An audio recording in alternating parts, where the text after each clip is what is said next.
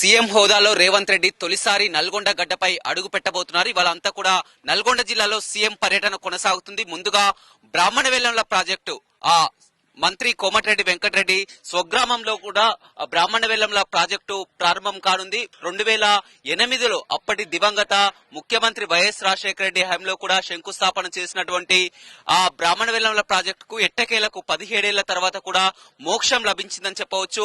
మొత్తం 1,00,000 ఎకరాలకు సాగునీరు అందించేటువంటి ప్రాజెక్టుకు ఇవాళ ప్రారంభించుకోబోతున్నారు. ఆ తర్వాత అక్కడి నుంచి నేరుగా యాదాద్రి థర్మల్ ప్లాంట్ ఏదైతే ఉందో దామర్చెల్లలోని యాదాద్రి థర్మల్ ప్లాంట్ పూర్తిగా 4,000 మెగావాట్ల సామర్థ్యం ఉన్నటువంటి ఆ థర్మల్ ప్లాంట్ లో ఇప్పటికే ఆ 2వ యూనిట్ ఏదైతే ఉందో 800 మెగావాట్లు కూడా ప్రారంభం చేసుకోబోతున్నారు. ఇవాళ సీఎం రేవంత్ రెడ్డి దాన్ని ప్రారంభించున్నారు. ఆ తర్వాత యాదాద్రి థర్మల్ ప్లాంట్ నుంచి నేరుగా ఇక్కడ మెడికల్ కాలేజ్ కి చేరుకోబోతున్నారు. ఇక్కడ మెడికల్ కాలేజ్ ని ప్రారంభించి ఇక్కడే ఉన్నటువంటి నర్సింగ్ కాలేజీ, అదేవిధంగా తిప్పర్తి, కనగల్లు జూనియర్ కాలేజీలు, నల్గొండలోని అభివృద్ధి పనులకు అన్ని పనులు కూడా ఇక్కడే వర్చువల్ గా కూడా ప్రారంభించినారు. ఆ తర్వాత మెడికల్ కాలేజీ పక్కనే ఏదైతే సభను ఏర్పాటు చేశారో మొత్తం ఒక 25 ఎకరాల్లో కూడా ఒక సభను ఏర్పాటు చేయడం జరిగింది. మొత్తం కూడా పెద్ద ఎత్తున జన సమీకరణ కూడా చేస్తున్నటువంటి పరిస్థితి కనిపిస్తుంది. ఎందుకంటే రేవంత్ రెడ్డి సీఎం అయ్యాక తొలిసారి జిల్లాకు వస్తున్నారు కాబట్టి